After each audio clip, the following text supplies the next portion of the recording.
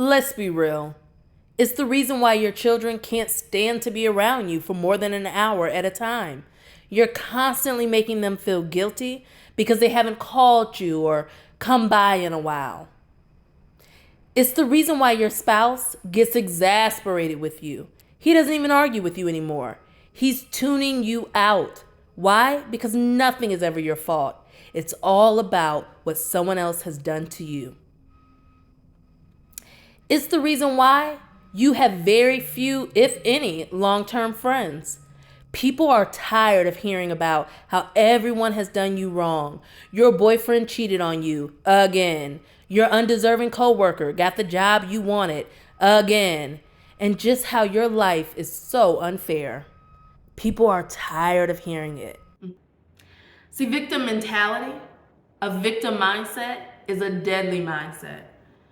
And if you have victim mindset, I can pretty much guarantee it is killing all of your relationships. See, today we're going to continue our series on deadly mindsets. During our first video, we defined what a victim mindset is. We said that a victim mindset is the belief that in any given situation, you are the victim. It is the perception and conclusion one draws where one places oneself as the victim and others as the perpetrator.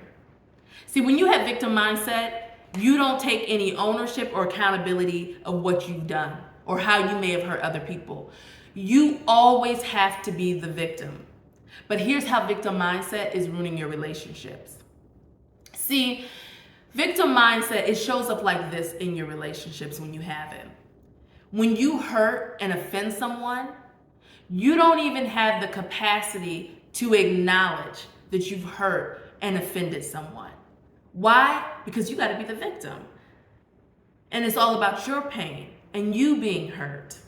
Victim mindset makes you incapable of really sympathizing and empathizing sincerely with someone when you've hurt them, when you've done them wrong, or even when you're not the one that hurt them or did them wrong.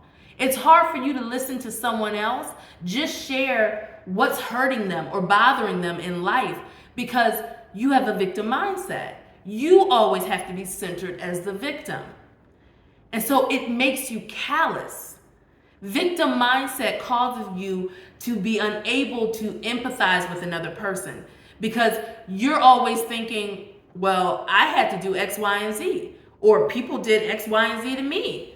So just get over it. I had to get over it. And having that type of mentality, it hardens your heart. It makes you lack compassion. The reality is many people who are dealing with victim mindset, they did not receive the love and the compassion that they needed when they were being victimized. And therefore, they don't even know how to show that level of love and compassion to someone else. One of my favorite scriptures in the Bible is the one that talks about we love because God first loved us. And I've always interpreted that scripture to mean we have the ability to love because we have been loved greatly. God has loved us. He has shown us how to love deeply.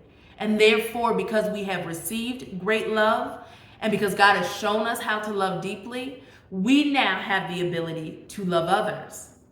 But as I said, many times when people have victim mindset, it is because they have legitimately been victimized. And now they've gotten over into adopting this mindset where they always have to be the victim. But the thing is, often what happens is during the time when they were being victimized, they were not shown the love, the grace, and compassion that they needed. So because they were never shown that, they don't have the capacity to show it to others. So it's just like in the scripture where we are able to love because God first loved us with a great and beautiful love. But if we were never shown that love, if we never received that love, how would we be able to give it to other people? And so many times people with victim mindset, they were never shown the love and the compassion and the empathy when they were being victimized, when they were being done wrong. And so now when they do other people wrong, or when they see other people going through a hard time, or when they offend somebody else, they feel like, get over it. I had to get over it. So victim mindset makes you very callous. It makes you lack compassion. You don't create space for anybody else to be hurt, for anybody else to be done wrong. Many times when you're talking to someone with victim mindset and you're pouring out your heart and you're telling them about a hard time that you've gone through, how you're disappointed that you didn't get a promotion on your job, how you're disappointed that you've been hurt in your relationship, that person, they may nod for a little bit, they may let you talk for a few minutes, but eventually they're going to bring it right back to them. And sometimes this gets mistaken for being narcissistic, but often it's just the fact that that person is so deep in their own victim mindset and they always have to be the victim that they don't even know how to create space and to be empathetic and compassionate and let someone else go through a hard time and to show up for that person.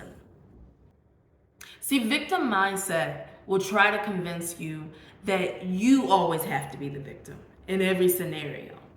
And a lot of times when you are convinced that you're the victim, you can't see how your actions may actually be hurting and harming someone else. Because you're the victim, right? And victims, they don't harm people. They're the ones who are getting hurt. And so when you do something that's wrong to someone, you minimize it. Because you figure, I'm the victim. You excuse it. Because you're the victim. Of course you couldn't have hurt someone. But here's the truth. Victims can hurt people. Many of you I know have probably heard the expression, hurt people hurt people. What this means is that you can be a victim and still victimize. There's been a lot of research done that shows that many times those who have been convicted of perpetrating all forms of abuse, they have actually experienced abuse at much higher rates. So this means many of the perpetrators in our society, at one point in time, they were victims. So the truth is, yes, you may have legitimately been victimized, but you can still hurt other people. You can still use people. You can still manipulate. You can still offend. You can still do a lot of things to cause harm. But victim mindset won't allow you to see how you may be harming others, because victim mindset always wants to keep you centered as the victim. And so that makes it hard for you to ever sincerely apologize to people, right? And obviously somebody who is callous, who lacks compassion, who lacks self-awareness, who always thinks that they're the victim, who finds it hard to apologize. See, these are not qualities and characteristics that are appealing and attractive in any type of relationship, whether it be platonic, romantic, friendship, family, whatever. And so because victim mindset often causes many of these attributes to show up in a person's life, this is why it's ruining your relationships. But the thing is, you don't have to stay stuck. You can start taking action today to break out of victim mindset. And so I'm going to tell you one thing that you can start doing today to help you break out of agreement with victim mindset. That mindset that keeps you always having to be the victim. The mindset that makes you callous to other people's suffering. The mindset that keeps you from taking accountability for anything that you do wrong, because after all, you're the victim. I'm a big believer in you reap what you sow. And a lot of times when people hear reaping what you sow, they think about it in a negative way. But it doesn't always have to be negative. You can sow positive things. So if you're someone who has victim mindset, like I said before, it's likely that you didn't receive the love, the compassion, the grace that you needed when you were being mistreated, abused, victimized in whatever way. And so you can't change what happened to you in the past, but you can start sowing those good seeds of love, compassion, and grace. And you can trust that as you sow those seeds, you're going to reap those things. So here's what I want you to do. Today, I want you to think of 3 ways that you can sow love, compassion, grace into someone else's life. And I want you to prioritize taking action to sow those things. And you're sowing these things because you need these things, right? Because the fact that you weren't shown these things in the midst of you being victimized is probably a reason why you have victim mindset now. And so you want to begin to sow these things with full expectation that it's going to come back to you. It goes back to that scripture that I referenced earlier. We love because he first loved us. You need love, you need compassion in your life. And so the way you're going to get it is by sowing. A lot of times when we need something, we just complain about it. Or we say, nobody ever does this for me, nobody ever shows up for me like that. But you have to sow in order to reap.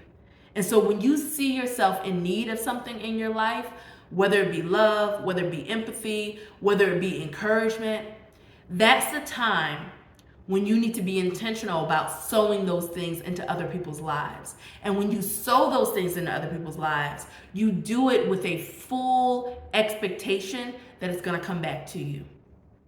But here's the thing, I don't want you to get into manipulation. You may not get the love, the grace, the compassion, the thing that you're sowing into that particular person. You may not get it back from that particular person. You may get it from someone else. So don't do something for someone expecting that they are going to be the ones to return it to you. When you do that, you're getting into manipulation. You're doing an action in order to control somebody else's action and their response. That's manipulation. That's not what I want you to get into. I want you to just freely sow these things into others' lives, and to do it being full of faith and confidence that it's going to come back to you. Because right now, in order to get you out of victim mindset, you need to be shown love and compassion and grace. And the way that you're going to get that is by beginning to sow those seeds. So take action. Think about it. Don't just scroll past this video. You've got your homework. If you want to see results, if you want to come out of agreement with certain mindsets, you have to do the work. And I'm making it very clear the work that you need to do. So right now, today, as soon as this video ends, take a moment and think about who are the people in my life that I can be sowing love, compassion, grace, empathy into. Because that's what you're yearning for. You stay stuck in this victim mindset because no one has ever validated your pain. And so you're yearning for that. Begin to sow those seeds so that you can begin to reap that, so you can come on out of that victim mindset and stop staying stuck and stop allowing it to ruin your relationships. So come up with at least 3 ways that you're gonna sow into other people's lives, the things that you need, the love, the compassion, the grace, whatever else that you need. Come up with a plan, how you're going to sow it, and then be intentional about sowing it. And guess what? You may sow it this week and may feel like it didn't come back to me this week. That may happen. But if you keep sowing, it inevitably, you're going to reap that harvest. It's inevitable. You reap what you sow. It is just a law of life. If you sow into healthy activities richly, you're going to reap a healthy life. If you sow into your savings, you're going to reap a savings account full of money. You reap what you sow. If you look at your life, you will see I'm living a life that reflects the things that I have sown. If you're an organized person, that's the result of you sowing, keeping things in order. You take the time to keep things in order, you have an organized life. You reap what you sow. So, In order to come out of victim mindset, you probably need to be receiving the love and compassion that was never given to you when you were victimized. And so start sowing it. This is also a way for you to stop just feeling like you're a powerless victim and you can't do anything. No, you're taking back your power. You're deciding to take action, and you're determining, I can actually bless others with what I needed, and I'm going to trust it's going to come back to me. This is a part of you taking back your power. This is a part of you taking action. This is a part of you changing your identity or the way that you see yourself. So, you got your homework. I encourage you to do it. Make sure that you subscribe to the channel because we're continuing this series on deadly mindsets. And in upcoming videos, we're going to be talking about how victim mindset impacts you in the workplace, how it may be keeping you stagnant in the workplace, keeping you in that entry-level job, keeping you from advancing. So we're continuing this deadly mindset series. Make sure you turn on your notifications so you do not miss a video. And we'll see you next time.